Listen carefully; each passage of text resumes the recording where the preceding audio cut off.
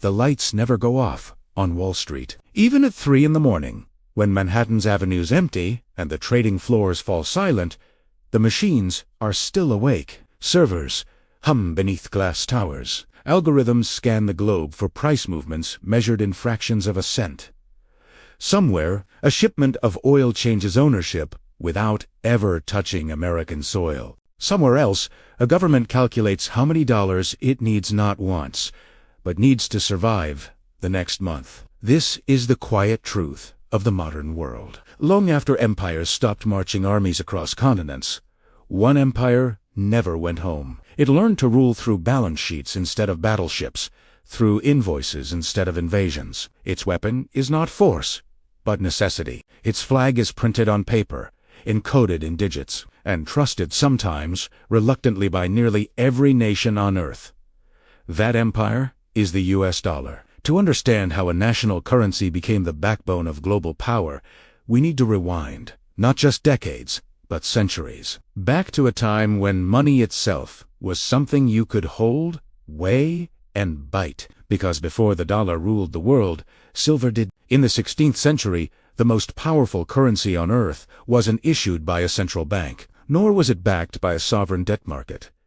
It was mined. Deep in the mountains of Potosi, in modern-day Bolivia, Spanish colonial laborers extracted silver on an industrial scale never before seen in human history. This wasn't just a treasure hunt. It was the engine of the first truly global economy. The silver crossed oceans in massive treasure fleets, flowed through European banks, and ended up in the bustling markets of Ming China, where, critically, taxes were payable only in silver. Globalization, in its earliest form, ran on this precious metal. Empires rose and fell based on who controlled the mines, the mints, and the shipping lanes. Money was heavy, slow, and incredibly vulnerable to pirates, wars, and weather. Power was a physical thing, built on territory, resources, and raw military force. But buried inside this glittering system was a fundamental flaw that would haunt every empire that relied on it.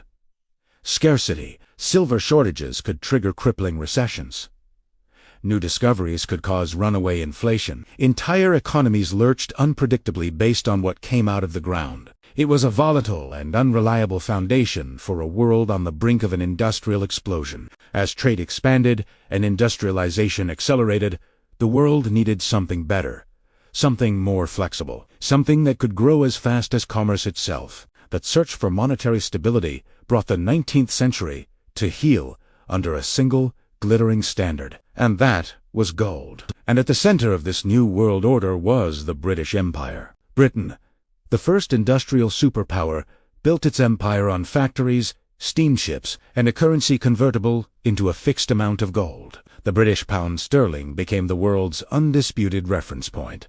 International contracts, trade finance, insurance, and shipping, it all cleared through London. The City of London wasn't just a financial hub. It was the operating system for the entire global economy. For the first time, the world experienced what it meant to have a dominant reserve currency. But reserve currencies come with invisible chains. Under the gold standard, countries surrendered a huge amount of control over their own monetary policy. It was a rigid system. If gold flowed out of your country to pay for imports, your domestic money supply contracted, interest rates had to rise, recessions would deepen. Governments couldn't stimulate their economies by printing money without risking a catastrophic run on their gold reserves. The system rewarded discipline, but it ruthlessly punished flexibility. It worked, for a while, in an era of relative peace and expanding trade. Then came the shock that broke it all. In 1914, Europe sleepwalked into a war unlike any before it. World War I was a conflict of total industrial mobilization. To pay for trenches, artillery, and millions of soldiers, governments did the unthinkable. They suspended gold convertibility. They broke the golden rule. Money was no longer printed to facilitate trade, but to fund national survival. The printing presses ran hot, and inflation surged across the continent. Debts exploded to astronomical levels, and when the smoke finally cleared in 1918, the old financial order was gone, shattered beyond repair. The interwar years were a desperate, chaotic scramble, a graveyard of monetary experiments. Britain, desperate to reclaim its former glory, tried and failed to return to the gold standard at its pre-war rates, an act of pride that crippled its economy. In Germany, the government printed money with such abandon that it became cheaper to burn banknotes for heat than to buy firewood. The infamous images of people carting wheelbarrows full of cash to buy a loaf of bread weren't just a tragedy. They were a warning. Meanwhile, the United States, insulated by geography and its late entry into the war, emerged transformed. It had gone from being a debtor nation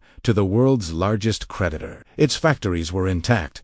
Its finances were strong, but it was not yet ready to lead. America was powerful, but isolationist. That hesitation, that reluctance to take the reins, would have devastating consequences.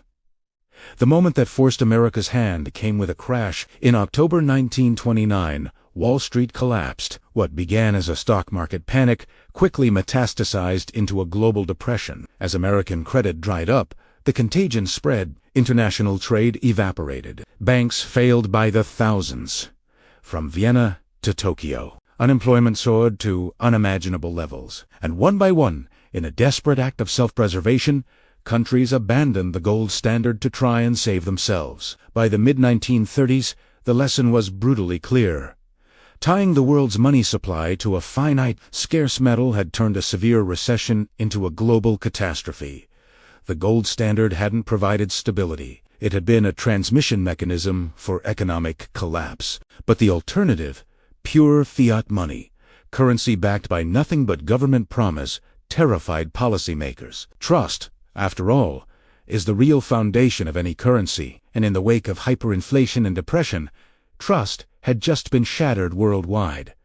The world was trapped. The old system was broken, but a new one seemed impossible to build. It would take another war, a conflict even larger, deadlier, and more truly global than the first, to finally force a solution. As the war neared its end in 1944, a group of 730 delegates from 44 countries met in a quiet little town in New Hampshire called Bretton Woods.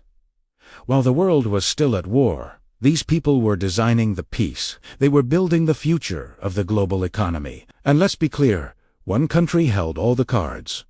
The United States. While Europe and Asia were in ruins, America's factories were booming. Its vaults held nearly 3/4 of the world's gold. The U.S. was making everything from tanks to refrigerators, while everyone else was exhausted and in debt. The deal they struck, known as the Bretton Woods Agreement, was both elegant and incredibly one-sided. Here's how it worked.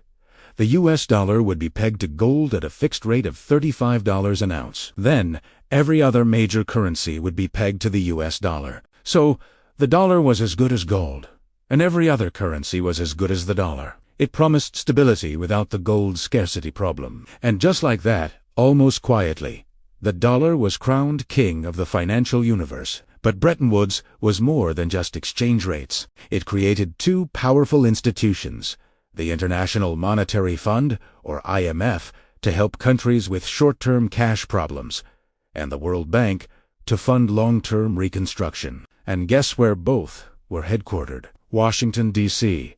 And guess what currency they operated in? You got it? U.S. dollars. This wasn't an empire with armies and flags. It was something new. A financial hierarchy. At the very top sat the United States, controlling the one currency everyone else needed to trade, to rebuild, to grow. For the first time ever, a single country's money became the world's money. For a while, the system was a massive success. The next few decades became known as the Golden Age of capitalism. Europe rebuilt Japan, performed an economic miracle, and global trade exploded.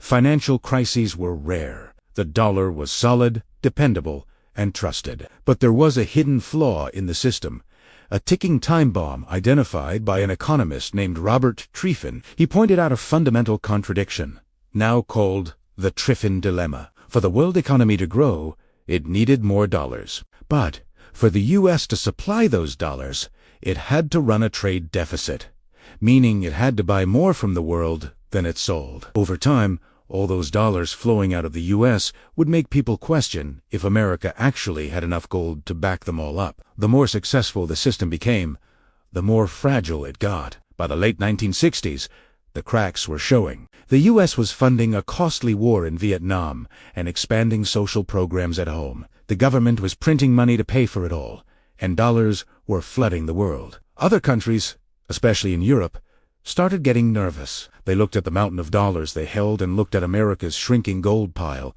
and the math didn't add up. They began to quietly ask for their gold back. The tension built until one summer evening in 1971.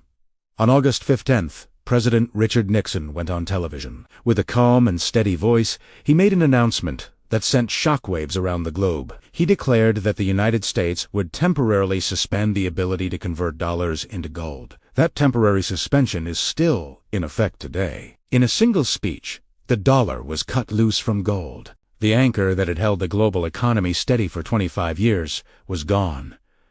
The Bretton Woods system was dead. Many predicted chaos. They thought the dollar would collapse, that its reign was over. But something much stranger happened. Freed from the discipline of gold, the dollar didn't fall. It soared. Its dominance didn't shrink. It expanded in ways no one could have imagined. Why?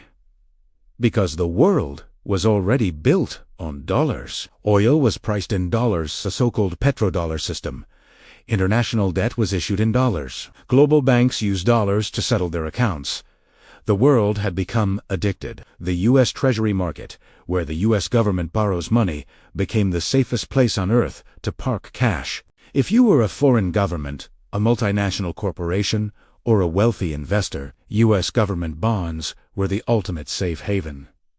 The dollar stopped being just money. It became the fundamental infrastructure of the global financial system. And once an infrastructure is that deeply embedded, it's almost impossible to replace. It's like trying to change the language of the internet from English overnight. By the end of the 20th century, the dollar wasn't just a way to buy things.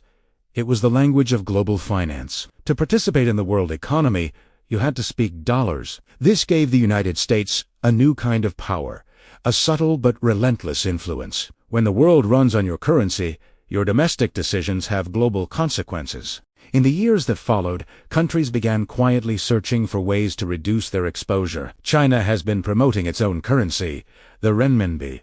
On the global stage, Russia has been developing alternative payment systems, and in Europe there's been constant discussion about achieving strategic autonomy. But breaking old habits is tough. Most international trade is still done in dollars. Central banks around the world hold massive dollar reserves. And when it comes to a safe investment, U.S. Treasuries are still seen as the gold standard. Even with America's growing political divisions, the dollar has managed to maintain its reputation as a safe haven. Then came 2020. The pandemic hit, and the world ground to a halt. Economies were frozen, borders were sealed, and supply chains were completely disrupted. As markets went into a full-blown panic, where did everyone turn? The dollar, it surged in value as people scrambled for safety. In response, the U.S. Federal Reserve did something unprecedented. It pumped trillions of dollars into the global financial system, cutting interest rates and buying up assets on a massive scale. This flood of dollars propped up markets and even entire governments. Instead of shrinking, the dollar's empire actually expanded its financial reach. But this time, things felt different. Inflation, which had been dormant for years, came roaring back. Geopolitical rivalries intensified, and economic sanctions became a primary tool of foreign policy. The real turning point came in 2022 with the war in Ukraine. Western nations took the extraordinary step of freezing hundreds of billions of dollars of Russia's central bank reserves. These were assets that everyone had previously considered untouchable. For many countries, this was a huge wake-up call. It raised a critical question. If your reserves can be frozen overnight, are they truly safe? If access to the dollar can be used as a weapon, is the financial system really neutral? The dollar's power has always been built on a foundation of trust, but once that trust starts to erode, the entire structure becomes unstable. Today, we're at a major crossroads. The dollar is still the top currency, but it's facing challenges from all sides. New technologies like digital currencies, shifting global alliances, and the rise of economic competitors are all testing the foundations of this financial empire. An empire built not on military conquest, but on global confidence. So, The question we need to ask is no longer how the dollar became the world's king.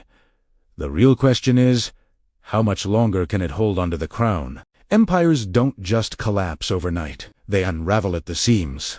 Slowly, almost imperceptibly, until suddenly, the center can no longer hold. The story of the US dollar's dominance is following a similar script. Its unraveling didn't start with a dramatic crash, but with a quiet seed of doubt. This doubt took root in places like Beijing. Chinese policymakers watched what happened to Russia's frozen foreign reserves with a cold, analytical eye. They looked at their own balance sheet, stacked with trillions of dollars earned from decades of being the world's factory. These reserves were supposed to be their safety net. But what if the very thing meant to protect them could be used against them in a political standoff? It was a critical question, because in the global financial system, holding dollars isn't a neutral act. It's an act of faith in another country's laws, its institutions, and ultimately, its goodwill. China's reaction wasn't rash. They didn't just dump all their dollars. That would have been like setting their own house on fire. Instead, they began a slow, deliberate process of diversification. They started buying more gold. They started settling trade deals in their own currencies. They slowly pushed for the renminbi to be used more internationally, through currency swap agreements and getting it included in the IMF's special currency basket. This wasn't a direct attack on the dollar. It was a strategy of quiet erosion, and this thinking wasn't unique to China. It started spreading across the globe. Oil-rich nations in the Middle East began experimenting with selling their oil for currencies other than the dollar. In South America, countries talked about creating their own payment systems to bypass the dollar network. Even close allies of the United States started looking for alternatives, not because they thought the dollar was about to disappear, but because being so completely dependent on it had become a strategic risk they were no longer willing to ignore. But here's the paradox. Every attempt to move away from the dollar eventually slams into the same massive wall. The sheer scale of the dollar system. A reserve currency is more than just money you use to buy things. It's a promise of stability and liquidity, especially when a crisis hits. It's a market so deep and vast that it can absorb trillions of dollars in transactions without even flinching. It's built on a legal framework that, for all its flaws, is still trusted around the world. And right now, no other currency can compete. The euro is big, but it's hampered by political division. Its financial markets are fragmented, and there's no single government backing it. China's renminbi has the full power of the state behind it, but tight government controls and the lack of transparency make other countries hesitant to fully trust it. As for smaller currencies, they just don't have the gravitational pull to become a true global alternative. The dollar's greatest strength isn't that it's perfect, it's that it's already there. It's the incumbent. This is where the comparison to an ancient empire is so fitting. Think of the dollar system like the network of roads built by the Roman Empire or the shipping lanes established by the British. It's the financial infrastructure of the modern world, laid down over generations. It doesn't rule by force, but by sheer convenience and inertia. Once the roads are built, all traffic naturally flows through them. The dollar is those roads. Ever wonder just how powerful the US dollar really is? Let's take a single container ship leaving Shanghai. The cargo is insured in dollars. The fuel is bought with dollars. The shipping contract is priced in dollars. When it finally arrives in Rotterdam, to port fees, the financing, all of it, gets cleared through dollar-based systems. To change the setup, it wouldn't be a single decision. It would take thousands of coordinated choices from governments, banks, and big companies all over the world. The cost to switch away from the dollar is massive. So, most just stick with it. They adapt, but this adaptation has real consequences, especially inside the United States. The dollar's dominance completely reshaped the American economy. Running a constant trade deficit wasn't a problem anymore. It became a feature. America could keep importing more than it exported simply because the rest of the world needed dollars. As a result, manufacturing jobs declined while the financial sector boomed. Asset prices shot up, making some people very wealthy, while wages for many others stayed flat. This is what some call the exorbitant privilege. America's unique ability to borrow cheaply, consume freely, and run huge deficits without the same penalties other countries would face. But privilege can lead to complacency. As factories closed down and entire communities were hollowed out, a political backlash started brewing. Globalization, which was once seen as a great thing, became a source of suspicion. We saw trade wars instead of trade deals. People's trust in major institutions began to crumble. And this is where the dollar's empire shows its deepest vulnerability. It's not just built on global demand, it's also built on stability at home. Reserve currencies don't last forever. They need a solid foundation, economic, political, and institutional. When confidence breaks down at home, the effects eventually ripple out across the globe. Financial markets are always looking ahead.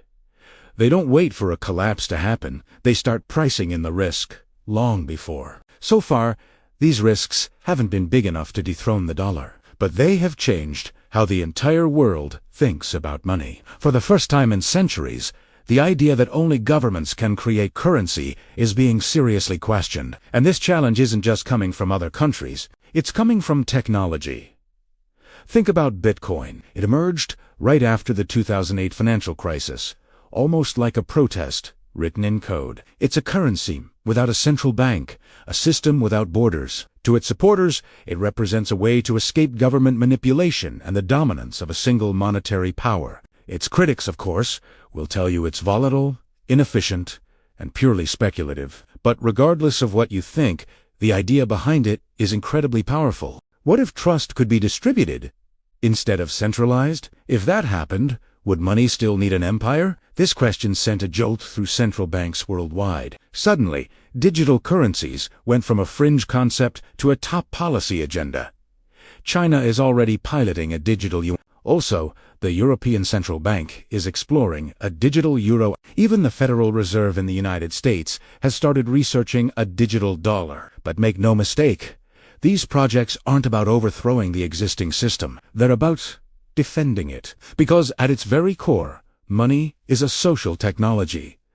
And just like any technology, it evolves over time. The future of the dollar won't be determined by a single crisis or a single challenger. Instead, it'll be shaped by a series of we'll have to balance efficiency against control, openness against security, and convenience against national sovereignty. And this brings us to the most critical question of all. Does the world still believe that the United States can provide neutral stewardship over a global financial system that grants it unparalleled power? History gives us a cautionary tale here. Think about the British Empire. When Britain lost its economic dominance in the early 20th century, the pound sterling didn't just vanish overnight. It lingered. People still used it, trusted it, and respected it, long after the empire itself had faded into memory. But eventually, the world's center of gravity shifted. Capital started following growth. Trade routes followed industry. And money, as it always does, followed power. Now, the dollar's position today is undoubtedly stronger than the pound's ever was. But the underlying logic remains the same. Empires don't last because they are eternal. They last because replacing them is incredibly difficult.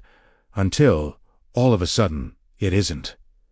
The dollar still rules global finance. That much is clear. But it rules a world that's become far more fragmented, more skeptical, and more technologically fluid than the one that first crowned it king. And that reveals the final, unresolved tension at the heart of the dollar empire.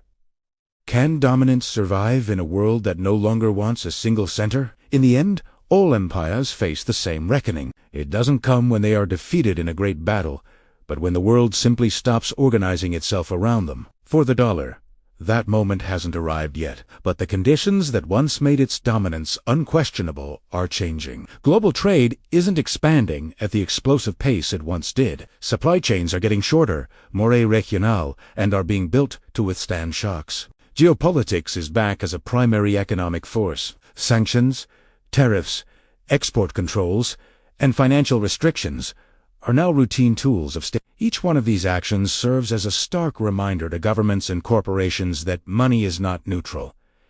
It is deeply political. And yet, when uncertainty spikes and panic spreads, where does capital run? It still flows to the same destination. During market panics, U.S. Treasury yields fall. The dollar strengthens. Investors seek safety, not because America is flawless, but because its financial system remains unmatched in its sheer scale, its transparency, and its liquidity. The dollar isn't trusted because it's virtuous. It's trusted because it works. This is the uncomfortable truth for everyone predicting its imminent decline. Is the dollar's reign as king of currencies coming to an end? It's a huge question, and the answer is more complicated than a simple yes or no. To replace a reserve currency, you need more than just ambition. You need a rock-solid substitute that can absorb the world's savings, offer deep and open markets, reliably enforce contracts, and handle political turmoil without shutting down. Right now, no single contender